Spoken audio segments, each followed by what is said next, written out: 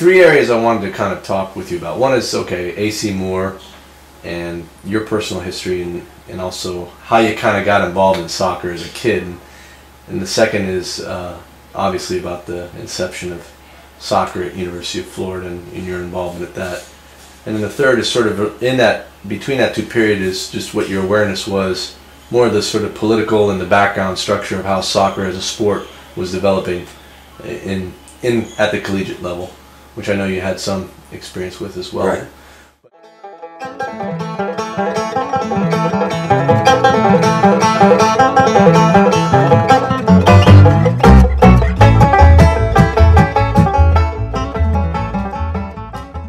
When were you born? Yeah, when were you born? Born 1923, Where? Amesbury, Massachusetts. Okay. Was soccer big up there? Not that I know of. Right. No. Did you born and raised up there for a while, or did you move around? I stayed in Amesbury. My father was a minister, and I stayed there until 37, I guess. Okay, the reason I started playing soccer, my father was a boot boy for Derby County in England. He used to shine boots. He was a miner. Mm-hmm. Was worked in the mines from age 12 years up. Mm-hmm. And he got came from a Catholic family, got converted, Mm-hmm. and came to this country to be a minister. And by virtue of his own background, and then I learned to play and stuff like that in the backyard, and then in elementary school in New England I played a little bit, and we had teams, you know, that played junior high, stuff like that. I went away to school, went away to prep school, and I played there. Where was that? I went to Mount Herman in Massachusetts. Okay. I was probably a difficult kid. It was during the Depression, and I was having trouble. Uh-huh. And friends of my family convinced me to see if I couldn't get a scholarship there. So I did. Is that an all boys school, or all boys? Uh-huh. Right. Excellent. Very high academically, very tough for me academically. And it was a residence where you stayed. Residence, stayed there. Cool. And about three of my classmates had a photographic memory and didn't have to crack a book. I was at the bottom end of the scale, so. I know what that's like. Don't you? You know, yeah, well, that's why I have a compassion For all of us. Yeah. So. So that's at high school. So then that's high school, and then I came out of service. By that time by the time I was in prep school, I decided what I wanted to do. I wanted to get into athletics and physical education, mm-hmm. mainly because of the mentor I had at Mount Herman, one of my coaches. Who was that? Axel Forsland, who was also the director of athletics, and also kept encouraging me in my academic work, and encouraged me when I went in the military. He and his wife kept a hold of me.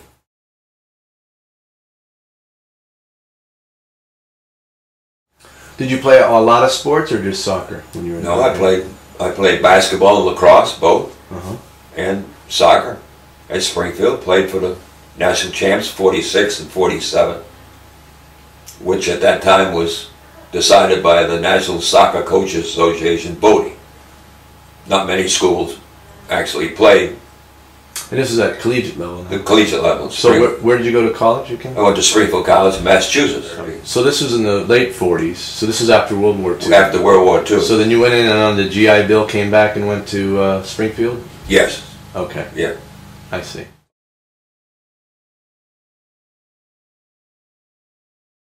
Then coming back from and going to college at Springfield, you enrolled, I guess, what, in 45 or 46? 46. 46. Yeah. I got out of the Navy on a Friday, and I started college on a Wednesday. Wow. Was a lot of your other classmen also fellow servicemen? Probably 98%. Wow. Were all servicemen. So then would you say that the college benefited from a level of fitness of returning servicemen that might not otherwise have been true? Yes, I think the soccer team's probably main winning ways was the fact that we had probably 4 or 5 guys who were really physical fitness. Classic American Classic. style. Yeah. Brute force. Brute force, and also worked at it. That's right. Which I think conditioning. We won a lot of games by virtue of conditioning.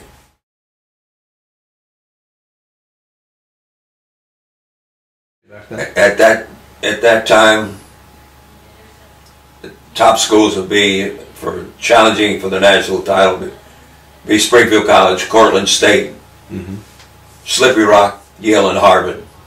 Really? Yeah, that's about it. So you guys beat out Yale and Harvard. Yeah. Good for you, Right, Coach. right. Now, at this point in time, there was no sanctioning body per se, was it? I mean, you were a varsity team. I mean, or were you? What was the sort of status of programs? At that time, there were no university club soccer teams. Right. No. There were university club rugby teams, right, which had gone back probably to the 1930s. Right. Right. Now, was your team then sponsored and paid for by the university? Sponsored and paid for by the university, yeah. Okay. We didn't have to pay for anything. But so then, from Springfield to getting to University of Florida in '53, when did you graduate Springfield? I graduated in '49. 49. And you got to realize that in 1946, all the veterans came back, and the market was pretty well saturated. Mm-hmm. And so I decided to stay on graduate school.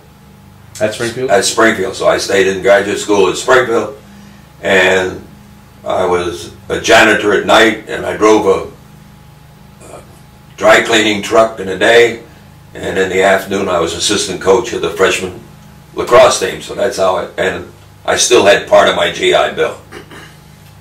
Excellent. And I did that until June 1950.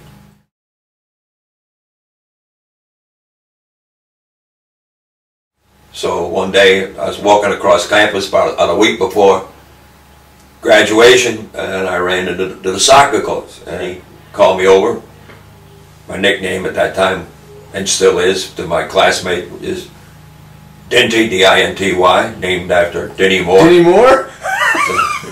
Wonder how you got that.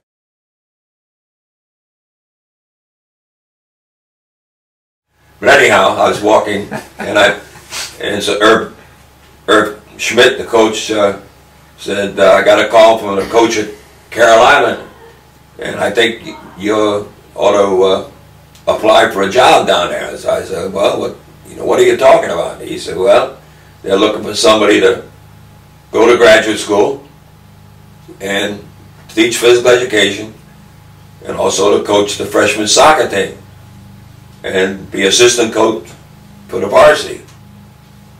So I said, oh gee, he said, how you making out in the other things? And I said, I went and told him what I told you. So I applied for the job. I think that was on a Tuesday or Wednesday or whatever it was. And the day before graduation, I got a telegram from North Carolina saying that they wanted me to come, and I had been admitted to graduate school, so I went. And what year was that? That was June of 1950. So I went to the University of North Carolina in Chapel Hill, September 1950. And started graduate school under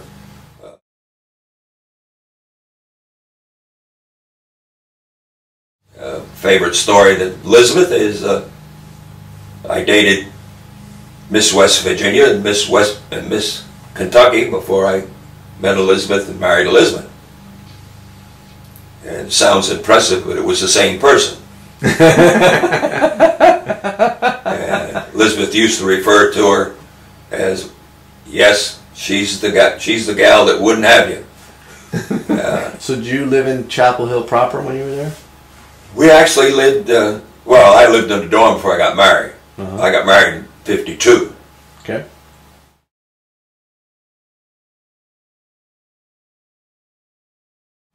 and guy's name was Coach Bob, and I'd been there, oh, probably until about November, and he was walking through the hall and asked me, he says, "Alan, I'd like to speak to you." So I followed him in the office, and he told me to sit down, and I sat down, and he asked me how things were going, and I said, not going too well, Coach Bob.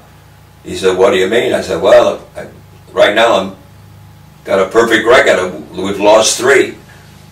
And my freshman team had lost 3. He talked and he said, "Well," he said, we've been watching you, and we think you'd fit in with the staff. Do you think you can you coach, assistant coach at Springfield in lacrosse? Do you think you could handle the lacrosse program?" I said, "Yeah, sure, I could do that." And we talked a little while longer, and I started to walk out. He said, "Well, don't you know what you're going to get paid?" And I said, "No." I said, "I thought that was part of the job." He said, "No." He said, "We'll give you $500. So that was pretty good, because my pay, they paid all my books and my fees while I was going to graduate school, and then for teaching physical education I got $500. Mm-hmm. So you double your salary. So I thought I was doing pretty good, right? So I coached lacrosse in 51, 52, and in 53 was my last year.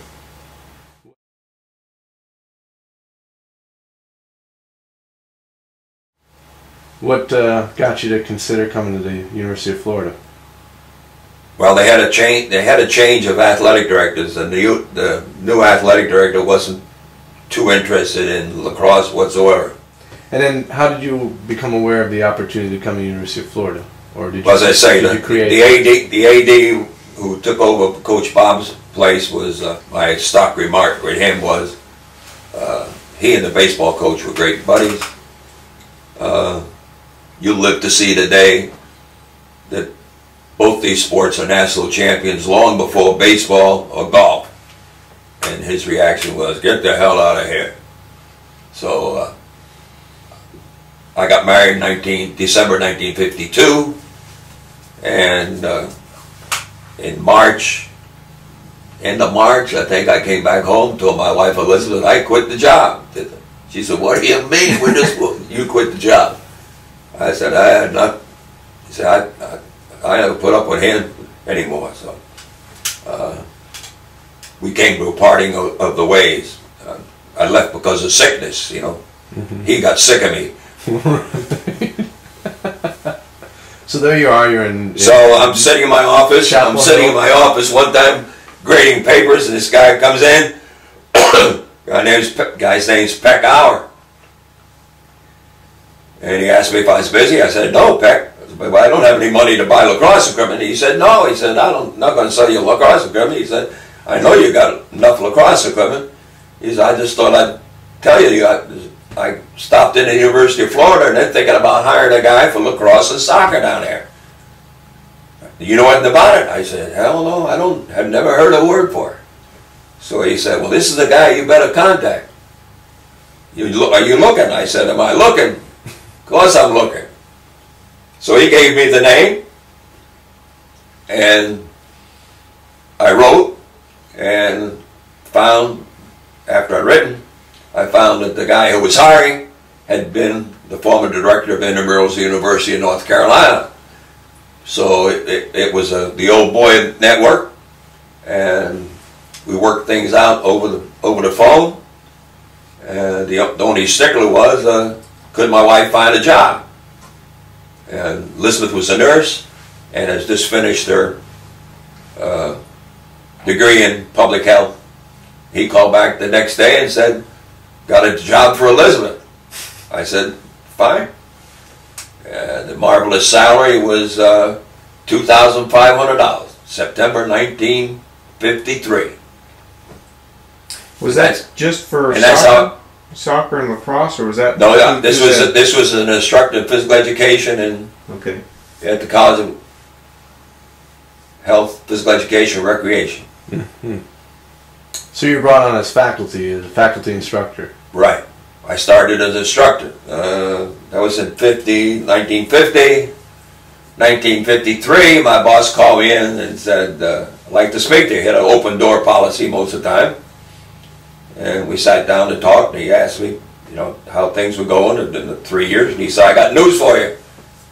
I said, what's that, Herman? He said, you've just been promoted to assistant professor. I said, that's nice. Any money? He said, no money. So I started to walk out. And he stopped me again. He said, wait a minute, I got some more news for you. I said, Herman, what's that? He said, you also got tenure.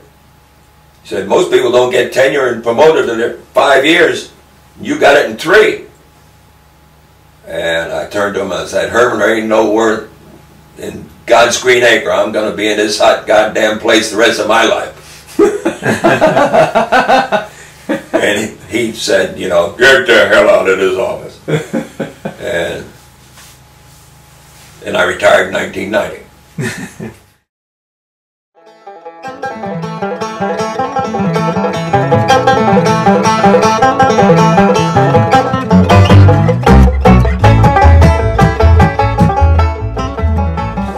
Now, the founding of the club is in 1953. 1953. 1953, Elizabeth and I rolled into town, and I had 2 soccer balls. One of them, both of them in the trunk. One of them about half flated, the other one flat. Have we auctioned those off yet?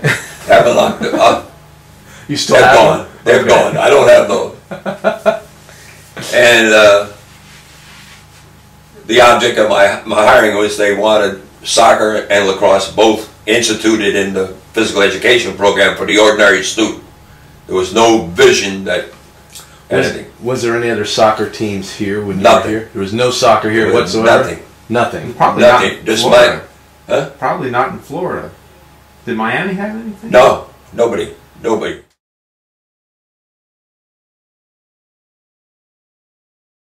Okay. But the idea was that Herman, again, was expanding the physical education program. Mhm.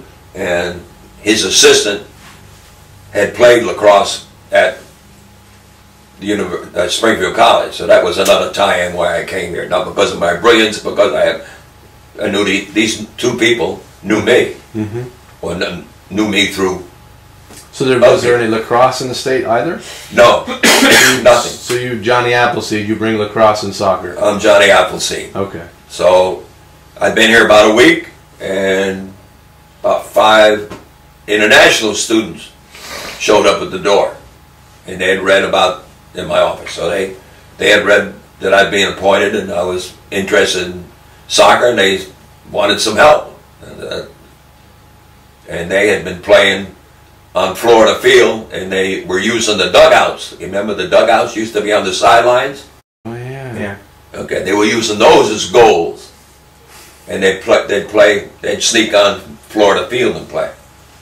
So with that, I put an ad in the, you know, in the Alligator, and we started the club and played our first game in the early fall. Played 4 games that year. Who'd you play against? You went down to Sarasota. We went down to Sarasota. University provided a bus for us to go down, and left us there. And Kurt arranged for us to get around, and we played 2 games against what they call the North and South All-Stars. I think we played 3. I think we played 1 with the North, 1 with the South, and 1 with a combined team. Coach, And at that time there were probably at least 7 nationalities, 6 nationalities. I'd have to look at the schedule. But the club was 99% foreign born.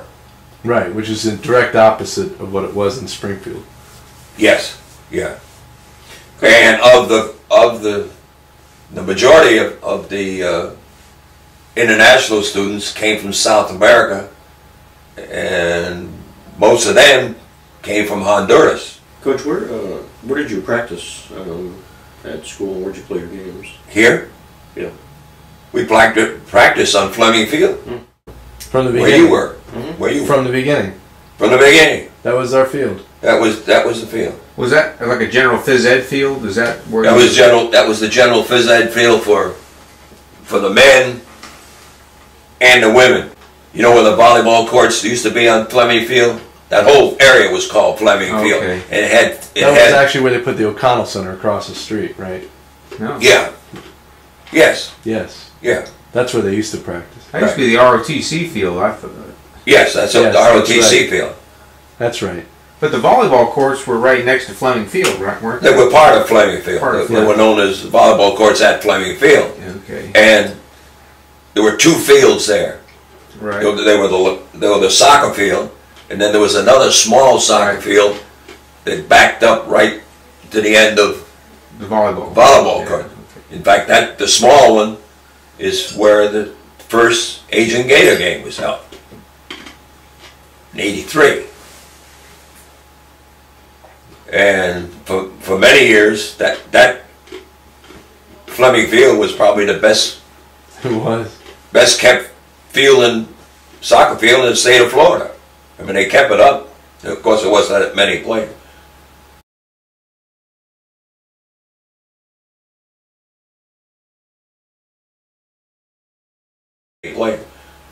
But we played. We played the Cruiser Garibaldi one year. I just happened to be reading in the paper that the Cruiser was on a training exercise and was coming into Mayport, and through contacts I had in Mayport, they called the Cruiser, and we arranged for them to come over. Well, they did in Mayport, and then through the international office, the kids arranged for the sailors to be housed by some of the parents, not parents of the team, but just people who were interested in international relations and so forth. And we beat them, I think, 2-1. Mainly because the first goal, they just figured that most Americans didn't know how to play, and bang, we were lucky. So that's part of it.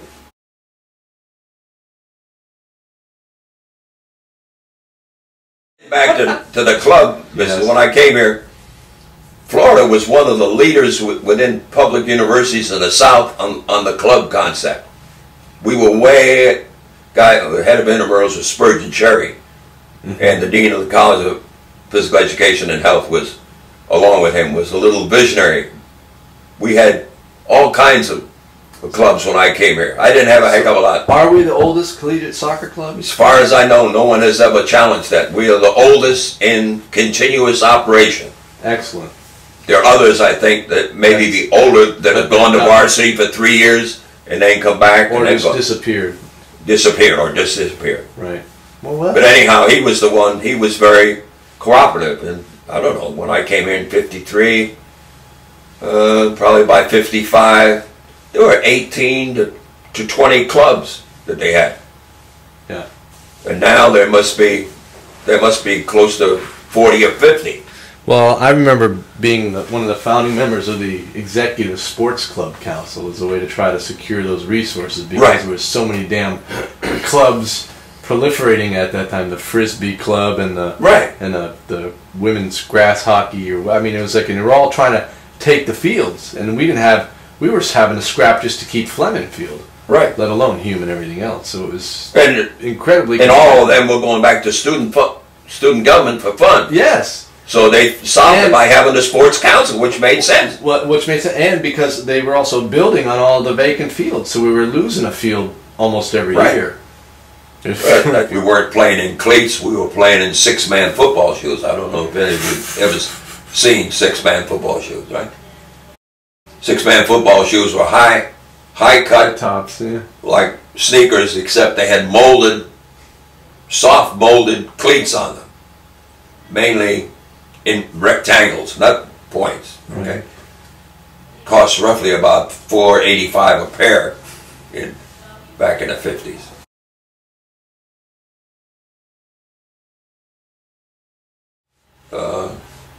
we formed the Florida Intercollegiate Soccer Association. Okay. Okay, that's how that got started. And we were allowed to play in it because we were one of the Founding charter members. yeah. And then of course as it got bigger, they started into scholarships Right. and stuff like that. Then we got thrown on the back burner because they didn't want to get people hurt. Well, They just didn't want to get beat by non-scholarship Well, yeah. players, is the reality. well, also you got something else that came into it. And that is, during the time I formed the club, the rules were, under club status, that faculty and children of faculty were allowed to play on intramural clubs at the university. Right. So we had, Faculty. I had, Any ringers from foreign professional teams? yeah, no. There were two guys who He were, was always looking though. there were two postdocs. Yeah.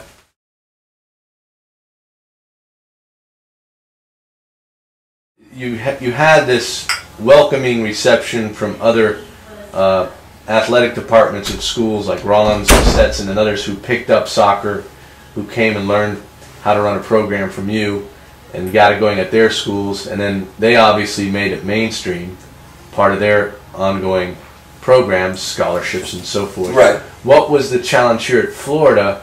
Because this is clearly way before Title IX in the Oh yeah, 70s. yeah, way before time. So what was the problem with Florida in picking up and supporting soccer similarly?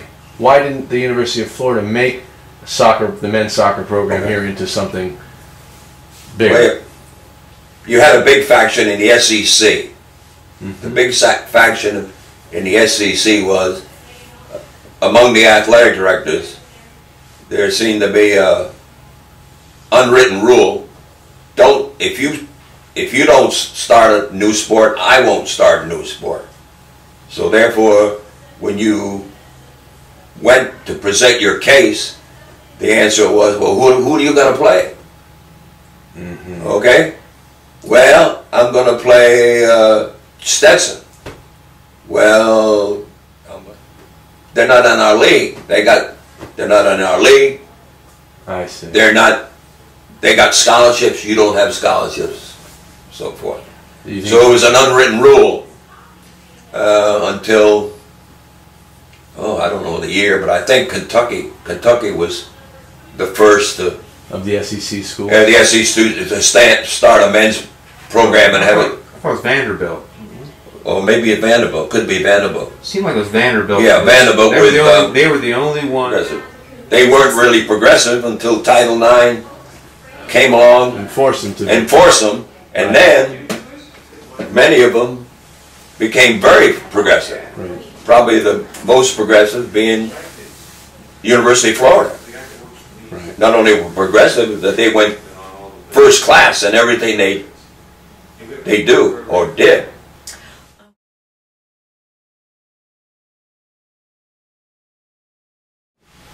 Well, is there anything that you think the current club can do or the alumni can do, or do you think we should just write off ever being a varsity program here and just continue the club, or? Well, my philosophy is more, always has been, for amateur sport, and not during your time, but maybe afterwards, the push, or the student, the players would ask me why. You know, my answer would be, if we had a program, you wouldn't be in it. Right. Because how come? I said, because out there are 2 or 3 people that are better than you. Yeah. And so, even if we had a varsity program, I would hope that the club would be strong enough to continue. And I think it will be. Yeah. Because the mass of students that you get, and also the mass of student soccer players who do not, even though they are capable of being Division I, want to play in the format of a club sport, which does not, demanding. it's not that demanding, That's right. and has probably a little more social contact with players and stuff like that. So I think they can survive.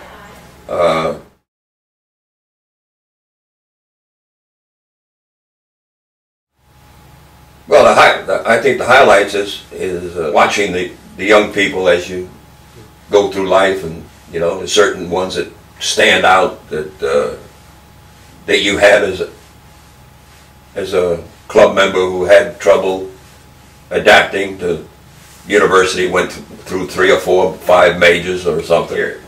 The highlight of probably the whole thing was the fact that I was very lucky in marrying the person I did, because my wife was fully in accord of what I wanted to do in life, and she didn't pressure me to make more money. She didn't pressure me to do a lot of things that she probably should have done, but I was lucky. We were opposites in many ways, but in many ways we were very, very, very close. That's probably, I mean, she taught me a lot. I was also fortunate that I had a military career, because I pulled 28 years with the Coast Guard as a weekend warrior, and I juggled that with the soccer and my regular work. But the stuff that I did in the military was very rewarding, because it was very different from the academic work, especially in the Coast Guard. The people I worked for were they were overworked, and they were extremely appreciative of anything you did to help them. My particular group, all the guys that I came with, the training I had was that the student came first.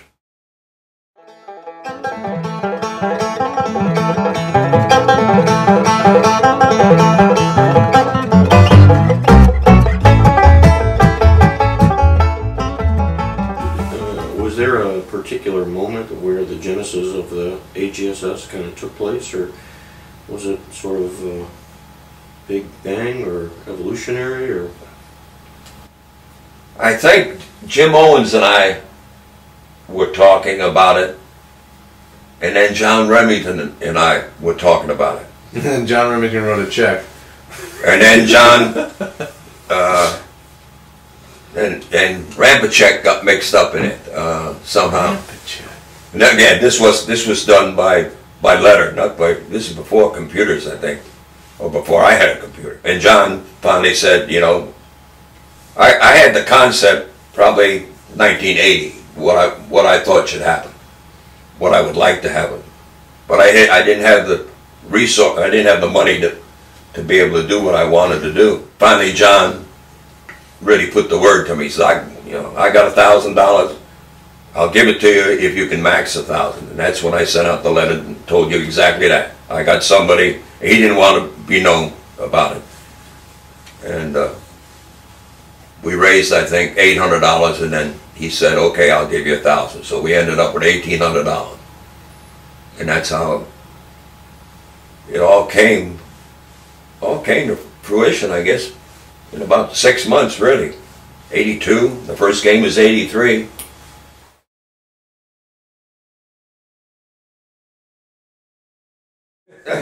And Rico scored on on the hand from God header. And was that was the concept always for the returning Gators to play the current club? Was that always the idea? Yeah, from the beginning it was. Mm-hmm. I think the first game was a game. I think after that, maybe the second was a game. And after that, I came up with a concept that maybe it would be nice to recognize the guy who came the furthest. He put a lot of money to have a penalty kick and this, that, and the other, which led to good and bad. There were some years the team didn't understand the concept. I mean, they didn't. Even though I tell them, my basic premise is you're going to be an Asian Gator a hell of a lot longer, I hope, than you are going to be a member of the University of Florida Soccer Club, and try to understand that. But some of them didn't.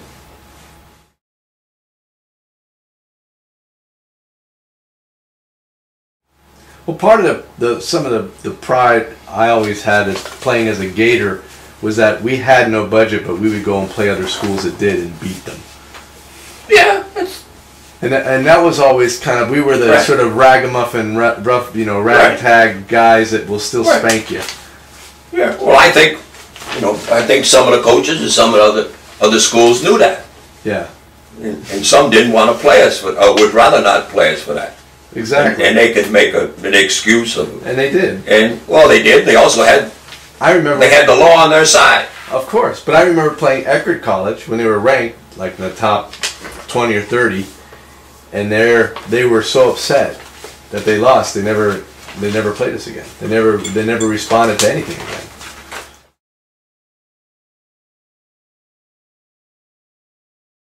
So if you had to paint a future for AGSS and the UFSC, kind of what are the things that where'd you like to see it go? Number one, I'd like to see a financial thing in which the club would have a definite amount each year. In other words, a fund, An endowment. an endowment, yeah. I would hope we'd have an endowment. Many ways you could do it. Robbie knows a lot you can do. Another, I think there should be somebody who could not only keep track of the email addresses, but the physical address of the person, mailing address, because you guys change email so frequently and don't let anybody know.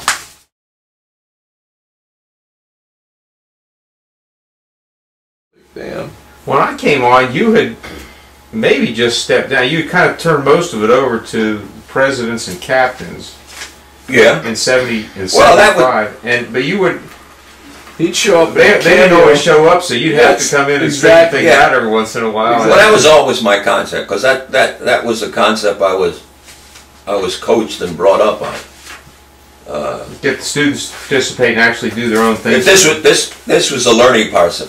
That's It right. wasn't Yeah. It wasn't necessarily a winning process. It was a learning process. That's right. Okay, And it worked. And the good part is you had a good eye for people that were sitting in the audience that might be able to referee. yeah, that's right. I remember us dangling a whistle, looking up on the bench, and there's about 15 people sitting up there. Does anybody know anything about soccer? And we get one person from each of the other teams that have to run line Yeah. for one half, and they get to play the second half. Yeah. I was wondering, when did Mark Wilson become your favorite? Probably always. Really? Wow. From the start.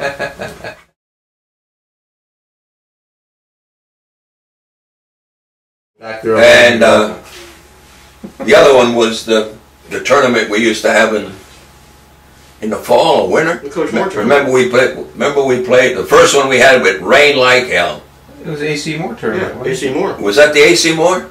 That was the only one We had about We had that in the winter. It was always. Yeah, that was. It was. oh, this one time The we first had AC Moore was when? That I was remember what? playing over where the tennis actually, courts look at are that now. stuff. yeah, You it was played- underwater. Yeah, we were playing at I about played in 3 the inches first of and water. Yeah, So but the third that was a was good 79. It was the AC Moore, but we had Yeah, It's because so weird because about 15. We had a lot of teams. That's what I Yeah, used because to would have had to Jim be, Owens started that we were out. there in 70. Yeah, Jim Owens started the Probably AC Moore. 70. Anyhow, the original AC Moore was pretty good. We had quite a lot of teams. It was. It Yeah. was Yeah, we very had competitive. You We should had see how 16. well. I mean, it's kind of funny when you look at the brochure and stuff. We had 16 It was teams, I think. yeah. The first was 16. Yeah. It was extremely organized, and there was like a dinner and all kinds of stuff. Yeah.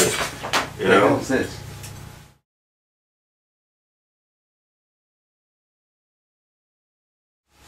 I just like Mark wrote a. As you know, I was nominated by a former football player for University of Florida Athletic Hall of Fame. You probably heard about it, or you may have written a letter, or somebody. Or you did, I think. Yep. Okay. And one of the things that came across, he didn't show me the letters, but he just told me what people had said. It was the fact that my concept of giving back to the game was mentioned. That it was very important to give back to the game, either coaching or... That's right. Okay. And that was evident to him as a football player, was a foreign concept. How the hell do you give, How the hell do you get back to the game?